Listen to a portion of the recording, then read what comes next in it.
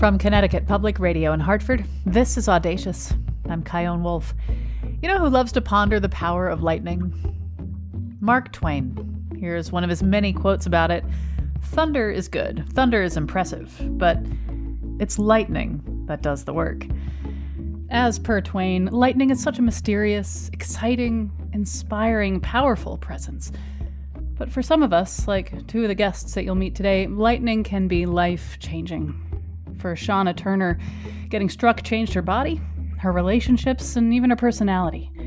And for Tony Sikoria, his near-death experience after getting hit led him to become a piano virtuoso.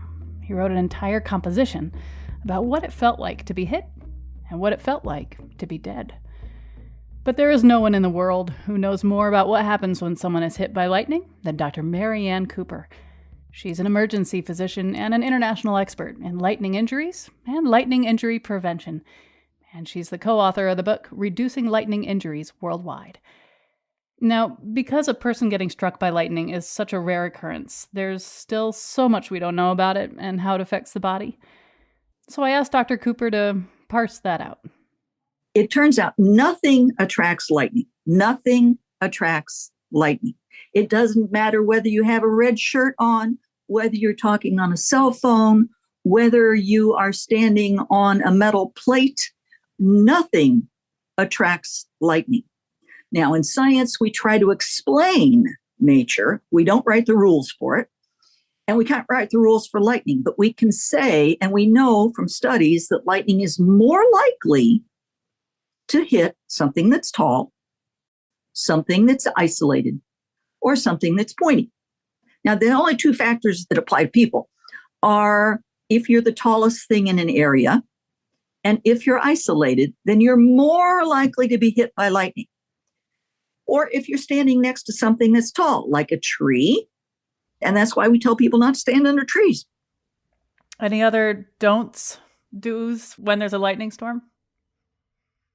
You know, we've been talking for years about this simple little motto that even 3-year-olds can understand. And if you can't quote it, that's okay, as long as you follow it. And that's when thunder roars, go indoors. We found that listing a whole lot of don'ts doesn't help anyone. It doesn't tell you what you should do. So we've tried to change all of our mottos into do statements. When thunder roars, go indoors. No place outside is safe when a thunderstorm is in the area. Wait inside for 30 minutes till the last time you hear or see thunder or lightning, and then it's safe to go outside. So 30 minutes since thunder roars, now it's safe to go outdoors. Okay? Know what the forecast is going to be in your area. Be willing to change your plans if thunderstorms are scheduled for that afternoon. You wouldn't go to a soccer game if there was going to be a huge storm of some kind. Well, change your other activities too. Be wise.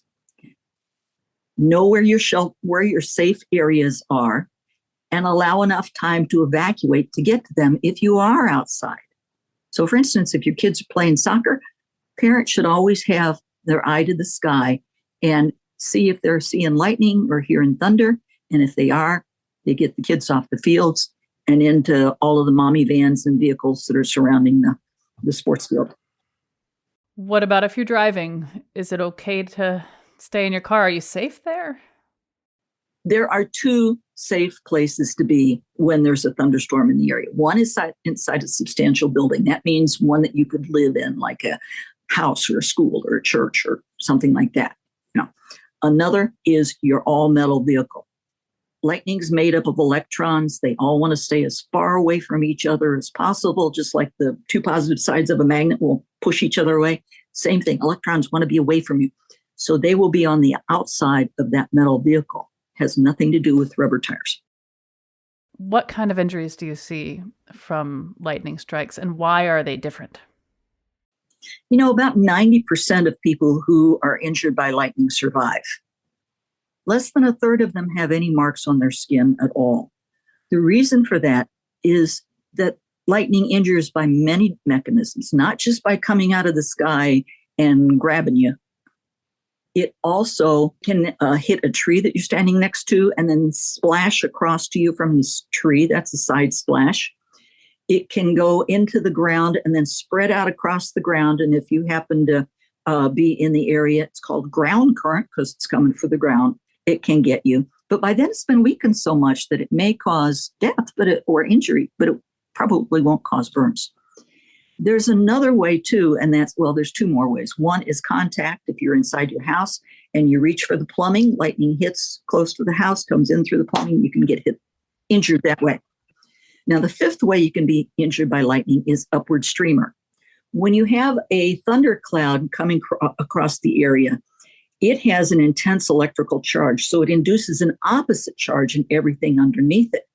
And that can actually cause charges to stream up through whatever is underneath it, whether it's a tree, a telephone tower, or you. Well, that upward streamer that's coming up through you, even if it doesn't connect with the downward lightning, is still enough that when the charge collapses, you can be injured or killed. Okay, so what are some of the injuries? You mentioned burning. Like when I picture it, I imagine like a heart attack. What happens in the body? And I know that you've seen one lightning strike victim. You've seen one lightning strike victim, but what comes to mind? The only cause of death from lightning is cardiac arrest at the time of the injury. Now, the person may be resuscitated in the ICU for 3 days before they pronounce them dead, but the proximate cause was at the time of the strike. Okay. Now, we don't know what causes that cardiac arrest. There's many different parts of the electrical system in the body that could be affected that cause it, but we do know that cardiac arrest is the only cause of death. Burns are usually superficial. They're usually quite minor. They're usually not anything to be of concern about. They will heal the vast majority of the time. There's rare exceptions, but most of the time. So burns are not the real injury. The injury is to the nervous system, the electrical system of the body. So we see brain injury, similar to the football players and those post-concussion times. CTE. Yeah. So brain injury. And then the other part of the nervous system is that gives you pain. When a nerve is injured and then heals, it often heals more irritably, and it sends a lot of false signals to the brain. And all of those signals to the brain goes, that nerve goes to my hand. It must be my hand that's hurting. So chronic pain is one of the problems that we see. Brain injury with a lack of ability to learn new things, organize, do the executive function, to pull the data back out of your brain when you need it because of the brain injury.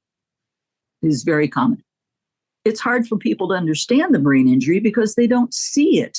You get hit by a truck, people can see your broken leg, but they can't see the brain injury. Adults who have this injury may not be able to return to their prior area of work because their executive function is gone. Kids will have learning disabilities and not be able to learn. Can we talk about some stats?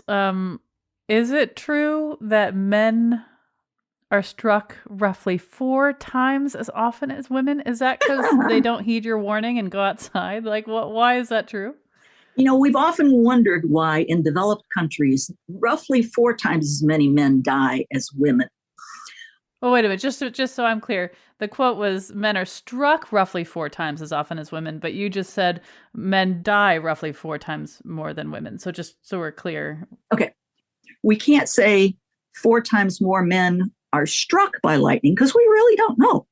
We do know that from the death statistics, which is what we follow, that 4 times more men die from lightning than women in developed countries.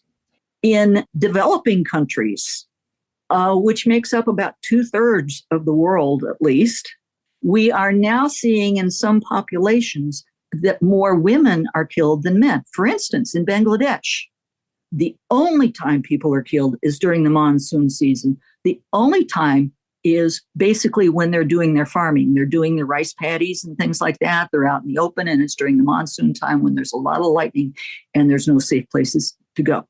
And the women are working as hard as the men out in the rice paddies. Okay, so just so I'm clear, if I am out at a soccer game and a storm rolls in and I got to get out of there, what do I do? Where should I go? A wonderful friend of mine and longtime lightning safety colleague says by the time you're out in a situation like that, you've already made too many bad decisions. And I can't tell you whether standing under the telephone lines or close to the telephone pole or away from the telephone lines or anything else that's going to help you. When thunder roars, go indoors, period. End of story. No place outside is safe when thunderstorms are in the area. No place. You give up your safety from lightning when you go to a fishing camp in Canada, or when you're out in the middle of a field in Montana riding a horse or camping. You wouldn't walk down to the bottom of the Grand Canyon without adequate water. You pre-plan. Well, if you're out in the wilderness, you may have to give up some of your safety. You give up your 3 to 5 minute EMS response time that you might have in the city. You can plan as best you can, but there are just some risks you can't plan around. One of them may be lightning. Well, Dr. Marianne Cooper, thank you so much for talking with me. Thank you. It's been a pleasure. When we get back, how's life different for Shauna Turner after getting hit by lightning? I'm very flatlined now. I don't show a lot of emotion. Once you've been struck by lightning, you're never the same person. You're a completely different person. You'll never be the same. Then meet a man who had a near-death experience when he got hit and made it his mission to learn the piano so he could compose a piece of music, which you're hearing right now, that expresses what it felt like when he was on the other side. The only thing that you could feel was pure positive love. This energy is actually running through everything and makes up everything. I'm Chion Wolf. This is Audacious. Stay with me.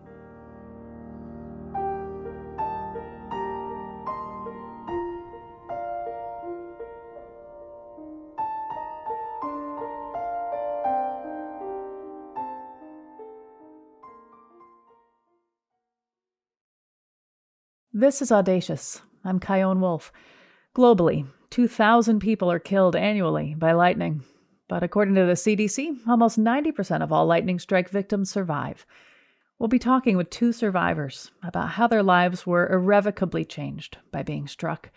You'll meet a man whose lightning strike experience led him to become obsessed with classical music and the piano. But first, meet Shauna Turner. She's a high school special education teacher in North Carolina. One day she was overseeing a soccer game. A storm rolled in and she was sopping wet. And that's when the lightning bolt hit the transformer. It was about 30 feet from where I was. I was actually standing in a little ticket booth, and I was leaning on the metal door frame of the building. I was soaking wet, and when that hit, the lightning traveled into the building that I was in, and it threw me to the ground. At that point, I was told later that I did yell. I don't usually use those words, so I feel like if there's any time in which it is acceptable for you to be using profanity, it's when you're hit by lightning. Yeah? Yes, ma'am. Yes, ma'am. Okay. Absolutely. However, the funny part of that whole story was, being that I never used profanity before, I do now, but being that I never used it before, instead of worrying about myself being hit by lightning, I was worried I was going to get in trouble because I had said a bad word at school. So everything was off after that. The gentlemen that were around me, they picked me up after, the initial shock of nobody really understood what had happened. But they picked me up and I told them my left arm is what was leaning on the door frame, and it felt like boiling Jello. It was just like it was moving all in my arm. They kept asking, "What do you need?" I'm like, "I don't know. My shoulder's hurting, my feet are tingling." To those statements, I added my chest hurt. And they kept at, "What do you need? What do you need?" I don't know. I just wasn't very clear. I didn't know what was going on. I didn't know what had happened. I wasn't really sure, what I needed. My son was there, and he's 15, or was at the time. He, of course, being a typical teenager, he wasn't much helping on any of this. They did finally call the game, and they said, we're not going to have anything going on. Game's over. And they sent me home. There was no ambulance called. Do you wish, looking back, that you had gone right to the hospital? I do wish I had, because the drive home was extremely terrifying. I think it has caused a lot of issues just in everything, because my whole body started to shut down on the drive home. Everything started tightening up. I started getting more unclear. I was, I didn't know how to drive to the hospital. I don't know how I got home. I do remember asking my son, if I can't drive anymore, can you take over? He didn't know how to drive at that point, and he said he would try. But, it was just me. I'm not married, so I didn't know at that point, what to do other than just try to make it home. So then what happened when you got home? Once I got home, I was dating a gentleman, and he had been called on the way home to let him know what was going on, and he rushed me immediately to the hospital. Once I got into the hospital, he dropped me off at the front door. I don't know what I looked like, but the security guard asked me, his exact words were, "What happened to you?" I told him. He grabbed my arm, and he just immediately pulled me into the back. It was just a mass of doctors and nurses and everybody moving around and hooking me up to all kinds of different things. And, the EKG was off, and, my blood pressure was extremely high at that point. And I was confused. I was a little hurt from where I'd fallen, but nothing major. Them not understanding what to do, me not understanding how to explain what really happened, just a lot of confusion all the way around. They observed me overnight and released me in the morning. And they said I'd be okay. What are some of the physical and mental symptoms you started experiencing in the weeks after the strike? Within probably the first week, the nerve damage started just really getting worse and worse. And I don't still to this day understand a lot of this. Even though I was struck on the left side, the right side of my body has more damage. My right leg, it would go numb. It would feel like water was draining, obviously. I mean, it could happen just periodically. It would just feel like my leg got wet. I get what I call, and I still get this today, what I refer to as bone burning. It can happen for 30 seconds. It can happen for an hour. It can happen for, 3 minutes. There's no rhyme or reason, and there's no particular part of my body. It can happen anywhere. And it's been near 8 years now. It has been. And to someone who doesn't really truly know me, it can look fake, because I can be absolutely fine. And then all of a sudden I develop a limp because my foot is hurting so bad that I can't walk on it. And then it can be fine again in a minute. It's very frustrating. I do have brain damage in both frontal lobes. That has unfortunately affected my personality, which has affected a lot of my relationships. How's it affected your personality? I'm very flatlined now. I don't show a lot of emotion. I mean, I don't show a lot of happiness. Once you've been struck by lightning, you're never the same person. You're a completely different person. You'll never be the same. There's a lot of things that I know I still can't do. There's a lot of things that I continue to do or I continue to improve on, but it's a struggle. My relationship with my kids, they notice the difference. The people that knew me beforehand, they really see a difference in the person that I am now. And a lot of those relationships I have not maintained due to that. So in the near 8 years since this happened, what's it like for you now when you hear a storm coming? Immediate panic. First, I pay a lot of attention to my phone to find out when a storm is happening, because if one's happening, I will stay home if I can. All the curtains in my house are blackout curtains. So my house is a lot darker now than it was, because if a storm comes, I don't want any flashes coming through my house. Unfortunately, I live by Fort Bragg, where we have, the explosions going on all the time, and it sounds like thunder. And I hear them from my house. I hear them from my work. I know it's not a fear that I should have, but I do. And sometimes I feel silly that I have it, but I can't stop myself from experiencing. It's crippling at times. If I'm really, if I get caught out in it, I go into a shell. There's so many things that have happened. Every home that I've ever lived in has been struck. Yeah, I've been home when that's happened. It's taken out half the, certain parts of my house, all the appliances on certain parts of the house. I had at one time where it took out the modem. And this is after? This is after. Yes, ma'am.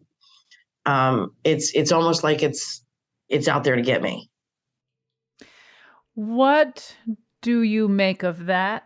What do you make of the fact that this happened to you? I mean, in a big picture sense, what do you make of the fact that it seems to follow you or feels that way? What in the world do you make of it? I look at it, and the one thing I always wanted was to be able to understand my students better. I'm a special ed teacher. I now have processing problems. I had to learn to reread after I was struck. My memory, I couldn't remember my student's name immediately afterwards. I would have conversations and I didn't know I had them, but I understand my students so much more. I teach mild mental delay and autism, or students with autism. I understand them. I can explain them to their parents. I know how it feels to be able to hear something and not understand what you heard. And then maybe it connects a second later, or to read something and have no clue, even though you've read it, what it said.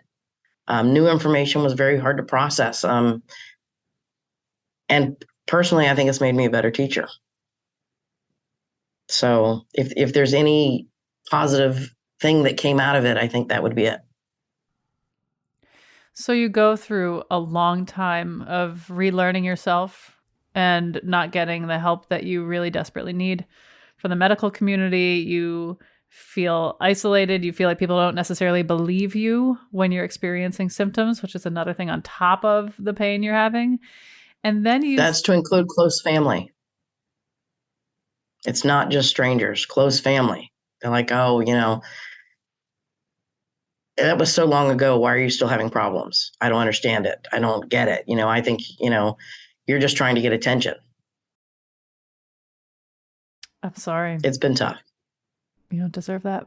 I think sometimes lightning strikes are sort of mentioned as a fluke or as the butt of a joke or as a saying, but people often don't really think about what this could do to someone. So for the everyday person who hasn't given this much thought, what do you wish that they would shift in their brain when they consider someone getting struck by lightning?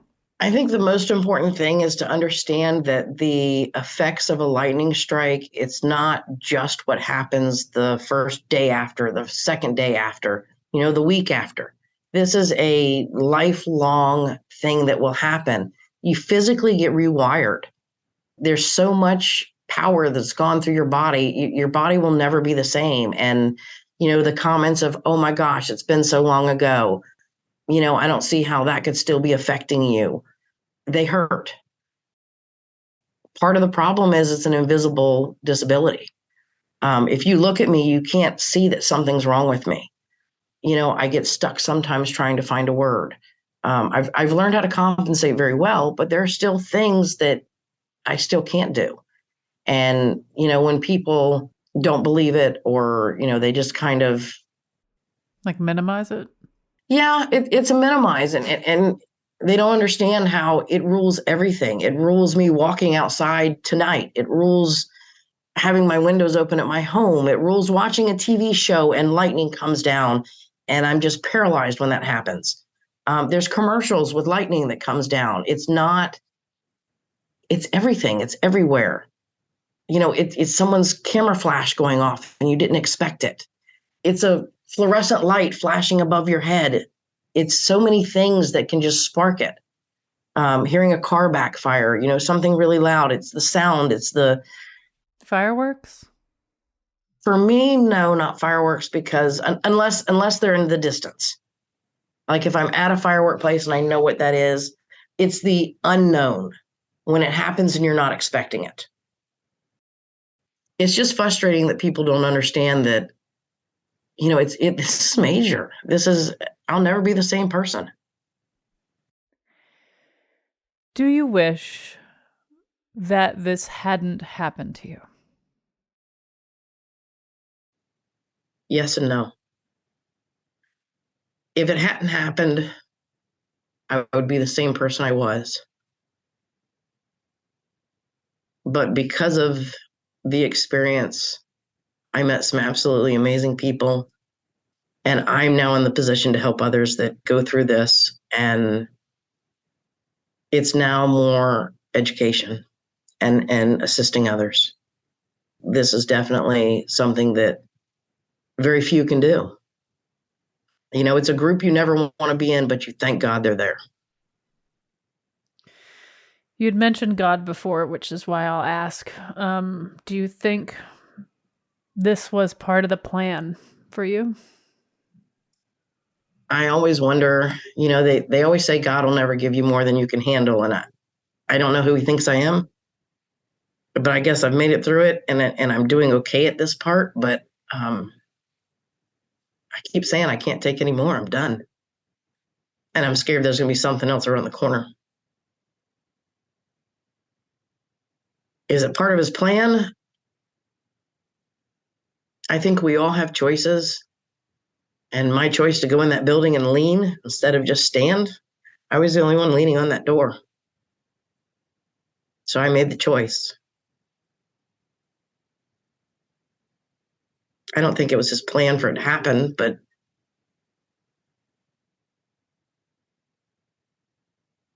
I think he's given me the ability to be able to handle what's happened and make the best of it. There's always something positive we can do with our life. It will get better.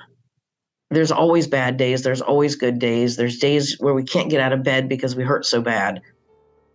But there's always something positive that may happen tomorrow or may happen the next day, even when we're hurting the worst and it's absolutely just miserable just to move. Something tomorrow might be better. There's always something to live for.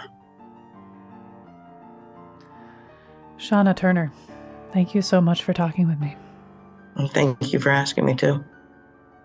Shauna joined me from a home in Fayetteville, North Carolina, where she lives with her service dog, Bolt. She's found a lot of help and community in the group Lightning Strike and Electric Shock Survivors International. We'll have a link to it at ctpublic.org/audacious. After the break, meet a man who went from focusing on his career as a surgeon to becoming obsessed with composing music about his experience being struck by lightning. It's what you're hearing right now. I'm Kyone Wolf. This is Audacious. Be right back.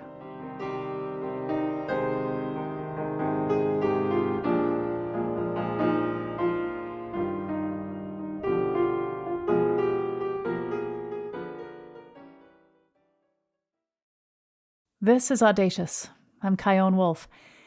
If you went back in time 29 years ago and asked Tony Sikoria about the last time he thought about playing the piano, he'd tell you it was when he was 7 years old. And he'd probably smile too, as he told you how wholeheartedly he quit the lessons his mom made him take.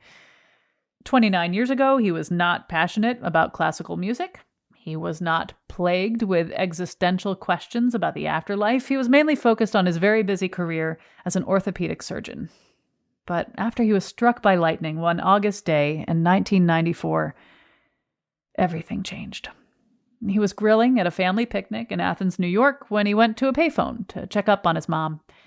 He was just about to hang up the phone. And all of a sudden I hear this huge crack. And this big flash of light comes out of the phone and hits me in the face. And it threw me back like a rag doll.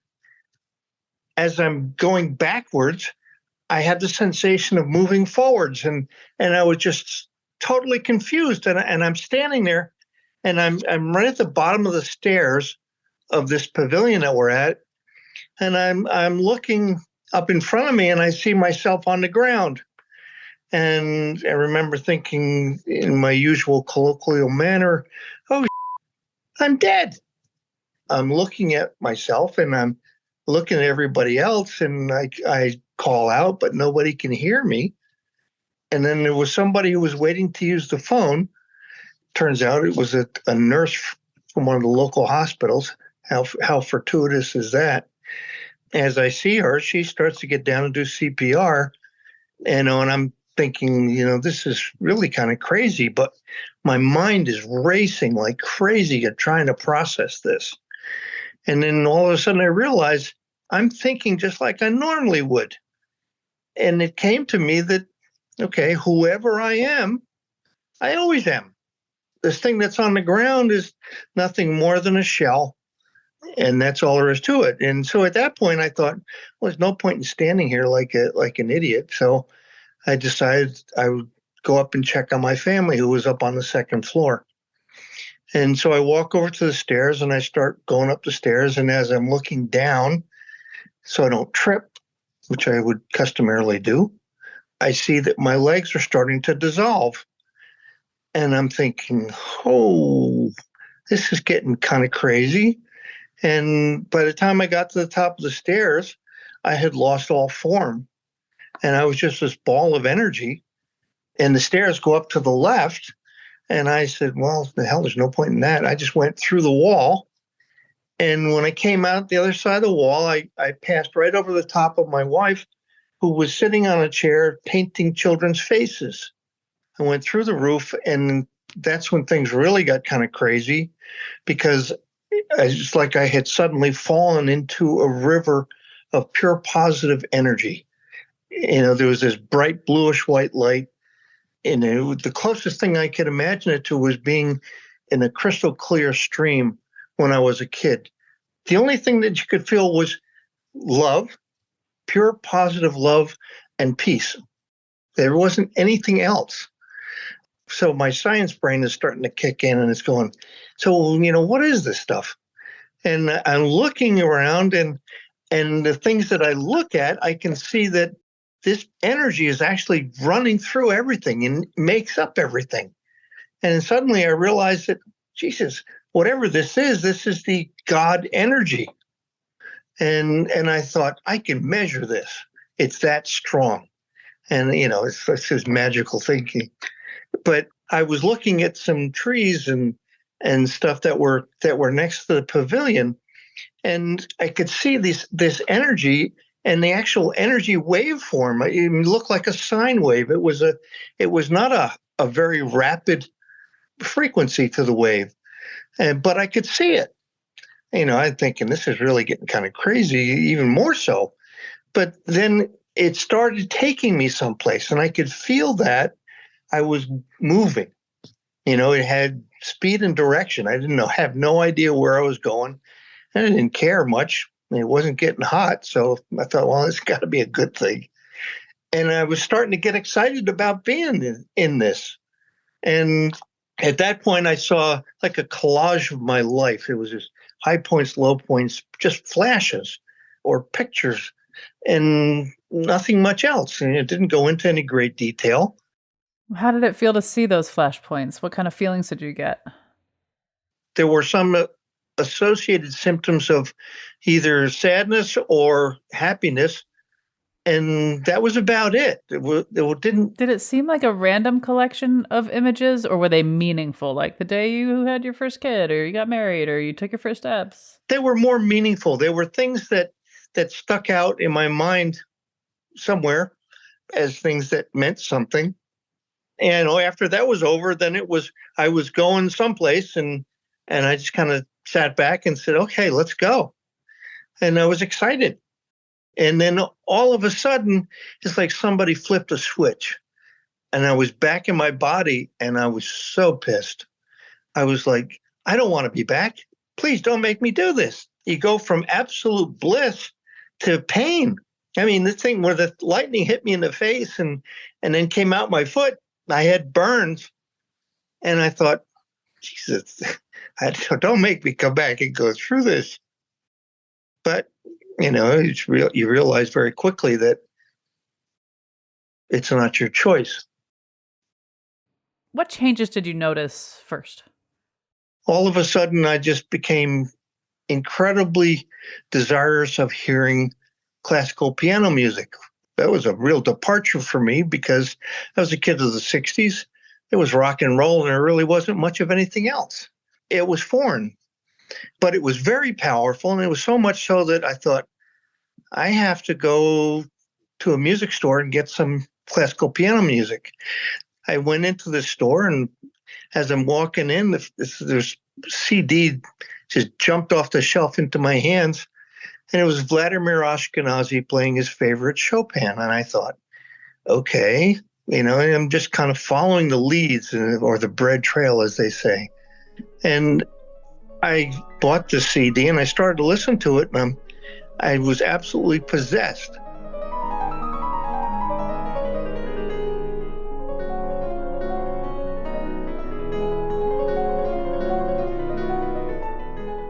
I listened to it nonstop, and I made everybody else listen to it. I took it to work with me. I think everybody was sick of hearing me. And I said to myself, okay, I need to learn how to play piano. But we didn't have a piano, and I didn't know how to play it. So it brought some challenges. And what was interesting is the next day after that realization, one of our babysitters came and said, look, I'm going to move, but I've got this piano that I love. It's an old upright, and I just need some place to store it for a year. And I thought, okay, here we go. So suddenly there's a piano, and I went to a store and I bought some book on how to teach yourself. When I was 7 years old, my mother had made me take piano lessons for a year, and out of bodily threat, I complied. But then decided that wasn't anything I wanted to do and dropped it.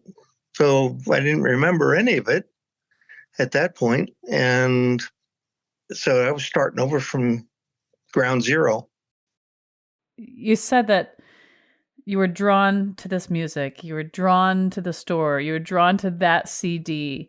The day after that you realized that you wanted to learn the piano is when your babysitter said, I'm moving and I have this piano. Like, what's going through your head in terms of you're a logical, scientific, medically based person being confronted with all of these new instinctual, impossible to really understand right now information? What are you thinking about all this stuff?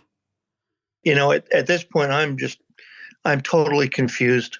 I'm searching for answers wildly. I'm finding every book I can find on people who've been struck by lightning and what happened to them. And, at the time, this was 1994, and there's not a lot of information out there. And it's not something you should talk about openly, because people are going to think you're a crackpot. And in medicine, it was even worse. I mean, I couldn't even tell some of my colleagues, because at the time that somebody would call the state and say, this guy is dangerous, you need to pull his license. And that kind of stuff happened.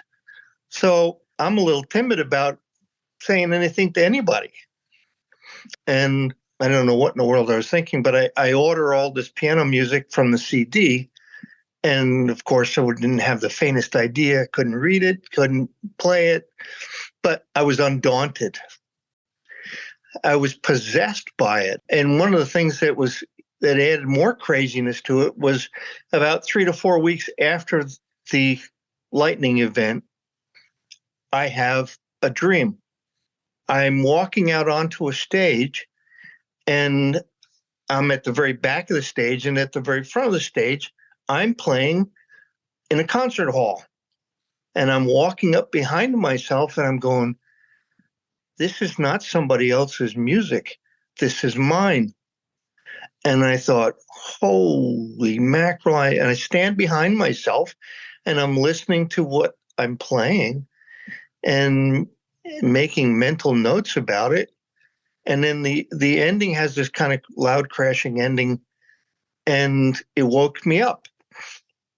From that point on, whenever I sat down at the piano, the music from the dream would start playing. It was almost like a little 2-year-old who's very insistent. It's like, pay attention to me, Dad. And if I didn't, it became more insistent. It would become intrusive, would start playing in my head when I was trying to do my work or trying to do surgery. And I'm like, I can't have this. But, it didn't seem to matter. It was going to have its way. And it continued. I would write down little couple of measures of something that I heard, and I threw it in a drawer because I didn't have any idea what to do with it or how to write it. So you get a piano teacher and you really start investing in learning. You went to a piano camp for adults to learn. What happened after that? So at the beginning of 2006, I had been going to see a psychic medium for, right after the lightning, and I was struggling to find out, what did it mean? What was supposed to happen with all of this? And she started laughing. And I said, I don't think this is a bit funny. And she was like, oh, I'm sorry. She said, I'm not laughing at you. Your guides are laughing at you. And I said, well, what the hell do they think is so funny? And she says, they said that that's what it took to get your attention. I said, you couldn't think of anything more creative? You had to hit me with a 2x4? Made of lightning? Yeah, Jesus. And she says, well, that's what they're saying it took. I was like, okay. But to get your attention to do what? Become a pianist? They didn't define what they wanted my attention to be on, only that we have always been whoever we are. And there's no such thing as death. It's a phase change. You're going from one state of energy to a different state, but you're still the same person. You still think the same way. The process is one of spiritual evolution.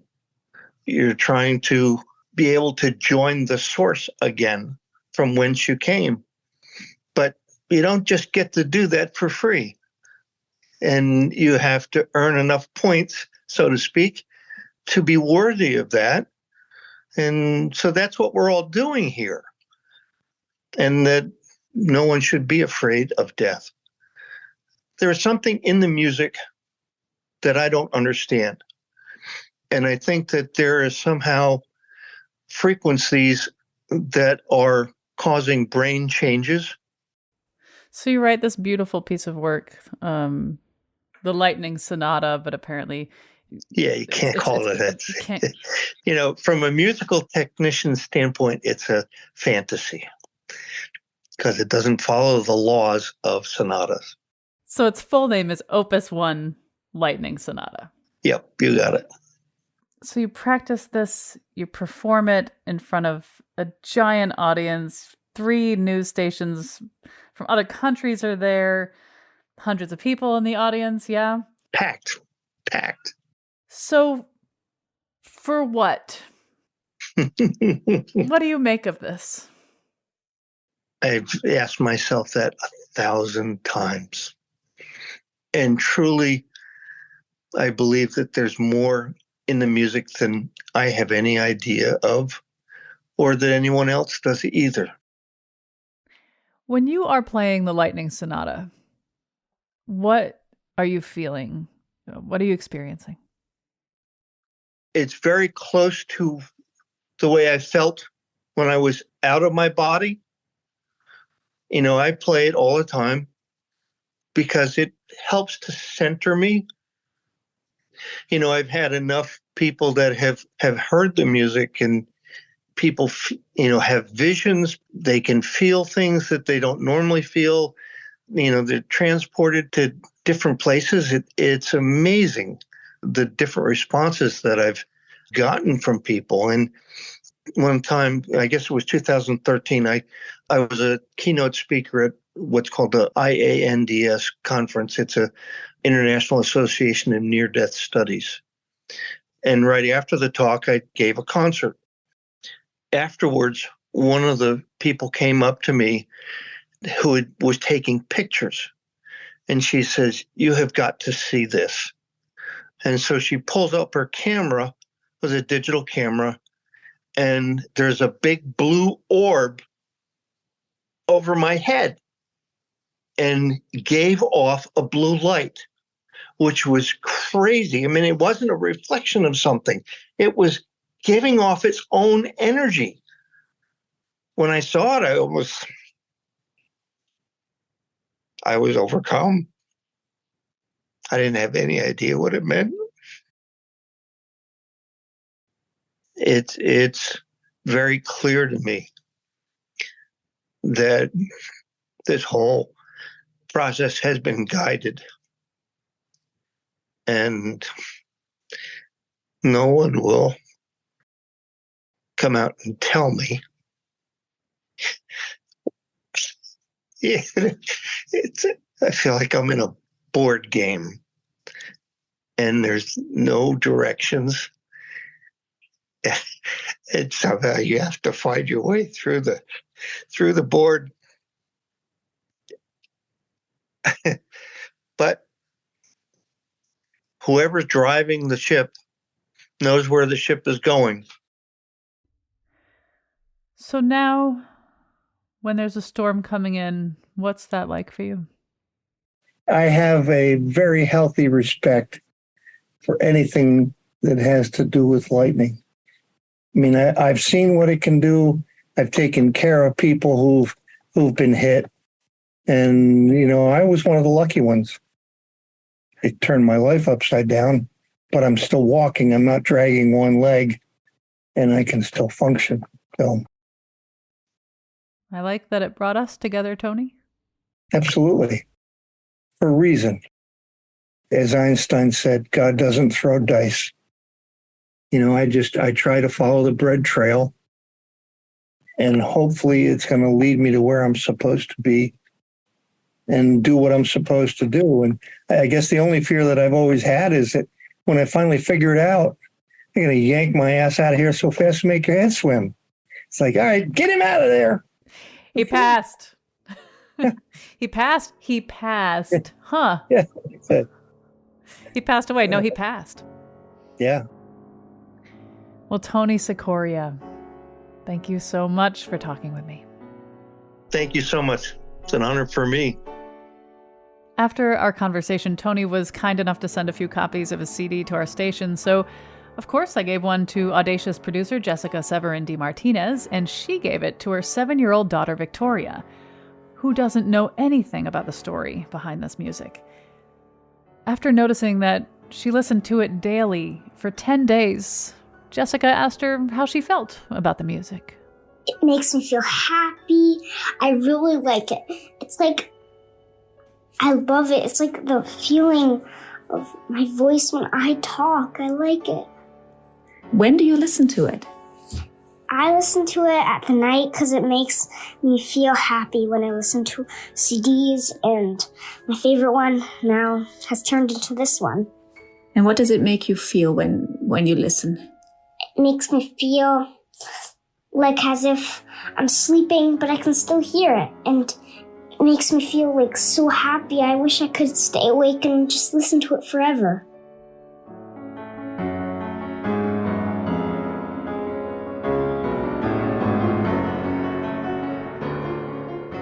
Audacious is always lovingly produced by me, Khalil Rahman, Jessica Severin de Martinez, Meg Fitzgerald, Meg Dalton, and Katie Tolarski at Connecticut Public Radio in Hartford, with help from our interns Elizabeth Van Arnhem and Melody Rivera.